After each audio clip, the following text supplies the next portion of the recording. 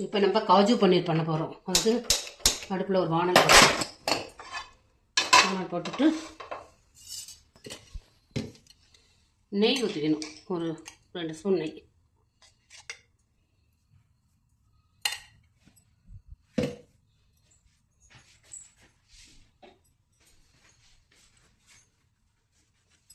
ஊற்றிட்டு இந்த கிண்டலை போட்டு நல்லா லைட்டாக ப்ரௌனாக வர அளவுக்கு வதக்கணும்.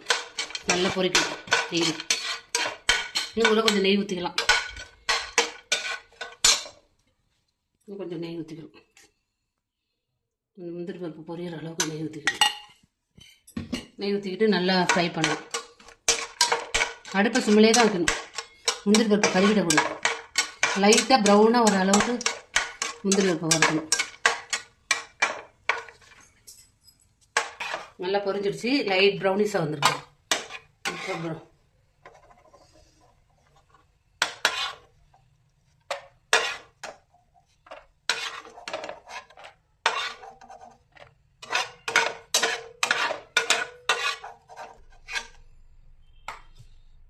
இப்போ இந்த ஆனியன் ஒரு 4 ஆனியன் கட் பண்ணி வச்சுருக்குறோம். இதே நெய்யில் போட்டு நல்லா வதக்கிடணும்.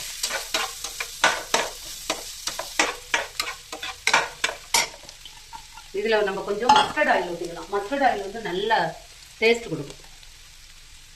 மஸ்டர்ட் ஆயில் நல்ல ஃப்ளேவர் இருக்கும். லைட்டாக, ரொம்ப வேண்டாம், கொஞ்சமாக ஊற்றிக்கிட்ட போதும். ஒரு நல்ல ஃப்ளேவர் கொடுக்கும் மஸ்டர்ட் ஆயில்.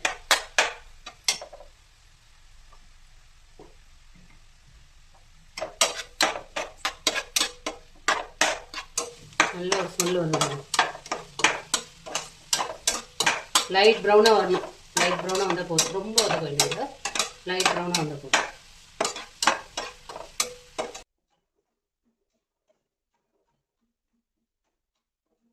இப்போ இதில் கொஞ்சம் மஞ்சள் தூள்,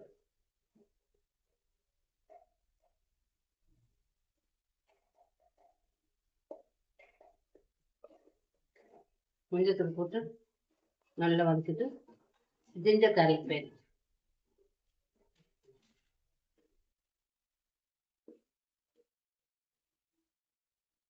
அதையும் நல்லா வதக்கிக்கணும். ஜிஞ்சர் கார்லிக் பேஸ்ட் வந்து இந்த பச்சை வாசனை போகிற அளவுக்கு நல்லா வதக்கிடும்.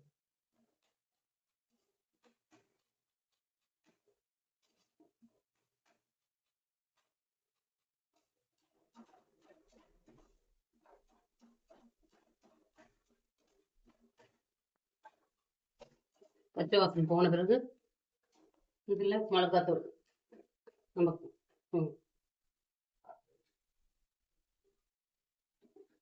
பச்சை வாசனை போன பிறகு இதில் டமாட்டோ பியூரிக்கு ஊற்றிடுவோம். ஒரு 3 டமாட்டோ நல்லா மிக்சியில் போட்டு அரைச்சி வச்சிருக்கிறோம். அதை ஊற்றிடுவோம். அதை ஊற்றிட்டு நல்லா மிக்ஸ் பண்ணிவிட்டு இதில் கொஞ்சம் முந்திரி பருப்பு அரைச்சி வச்சிருவோம். அதை ஒரு 10 முந்திரி பருப்பு அதை அரைச்சி அதையும் ஊற்றணும்.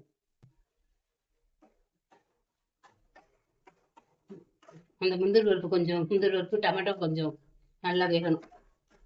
நல்ல ஒரு ஃப்ளேவர் வரும். நல்ல ஒரு வாசனை, சூப்பர் வாசனை வரும். இந்த சமயத்துல கொஞ்சம் நல்லா ஒரு 5 மினிட்ஸ் நல்லா குக் ஆகணும்.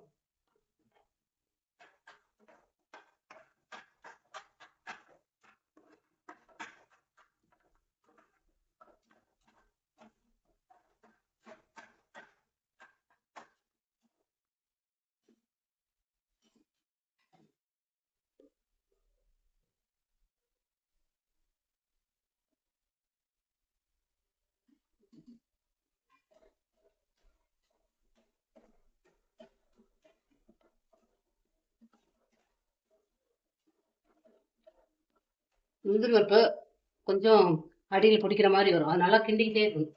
பிடிக்காம பார்த்துக்கணும். நல்ல ஒரு டேஸ்ட் வரும்.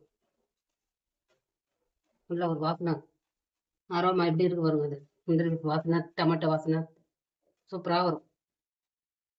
டமாட்டோ நல்லா குக் ஆகணும். குக் ஆகி அது ஒரு ஸ்மெல்லு வரும். நல்ல ஸ்மெல்லு வரும். அது வரைக்கும் குக் ஆகணும்.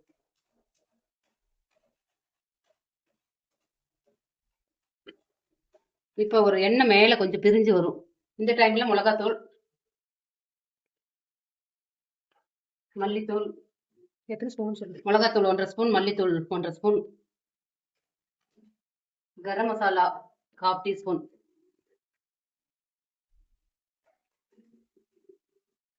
போட்டு நல்லா மிக்ஸ் பண்ணணும்.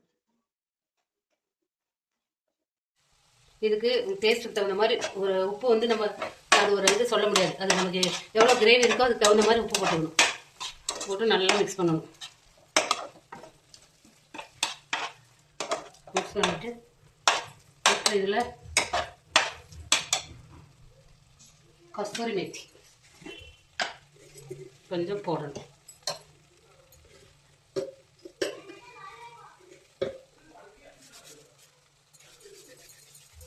கஸ்தூரி மேத்தி பவுடர் நல்லா க்ரஷ் பண்ணி போட்டுக்கணும். போட்டுட்டு கொரியண்டர் லீவ்ஸ்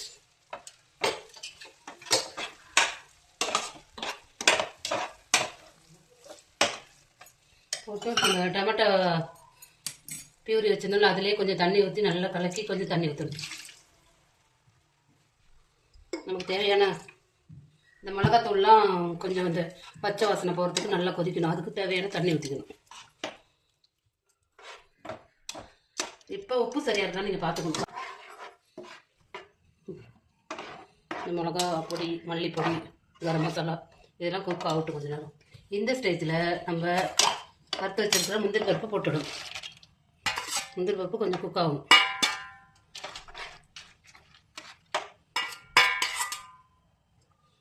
ஓகே, ஈவனாக நல்ல டேஸ்ட் வர்றதுக்கு ஒரு இது சர்க்கரை ஒரு 1.5 ஸ்பூன் சர்க்கரை போடணும். அப்போ ஒரு நல்ல டேஸ்ட்டு ஈவனாக வரும். போட்டுட்டு நல்லா மிக்ஸ் பண்ணி முந்திரி பருப்பு கொஞ்சம் நேரம் வேகட்டும். மூடி போட்டுரும். ஒரு 5 மினிட்ஸ் கழிச்சு வந்து பார்ப்போம். 5 மினிட்ஸ் ஆகிடுச்சிங்க, திறந்து பார்ப்போம். நல்லா ஃப்ளேவர் நல்லா அங்கே பாருங்க. இந்த ஸ்டேஜில் என்ன பண்ணணும்னா க்ரீம் வந்து ஃப்ரெஷ் க்ரீம் கொஞ்சம் போடணும். இதில் ஸ்ட்ரைட்டாக போட்டுறக்கூடாது. ஃப்ரெஷ் க்ரீம் எடுத்துகிட்டு இந்த கிரேவி கொஞ்சம் மிக்ஸ் பண்ணி அப்புறம் போடணும். ஓகே, ஸ்ட்ரைட்டாக போட்டுறக்கூடாது. இப்படி போட்டிங்கன்னா தான் இது டேஸ்ட் நல்லா வரும். ஃப்ரெஷ் க்ரீம்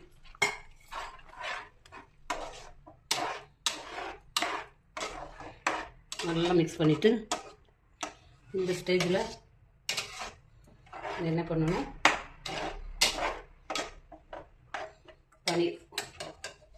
பன்னீர் போடணும். பன்னீர் போட்டு ஒரு 5 மினிட்ஸ், அவ்வளோதான். 5 மினிட்ஸில் ஓவர். இது சாப்பாட்டுக்கு, சப்பாத்தி, ரோட்டி, பூரி எல்லாத்துக்கும் நல்லாயிருக்கும். இது போட்டு சாப்பிட்டிங்கன்னா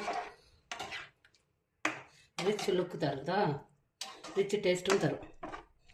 இது காஜு பன்னீர். இதை நல்லா செஞ்சு சாப்பிட்டு பாருங்கள்.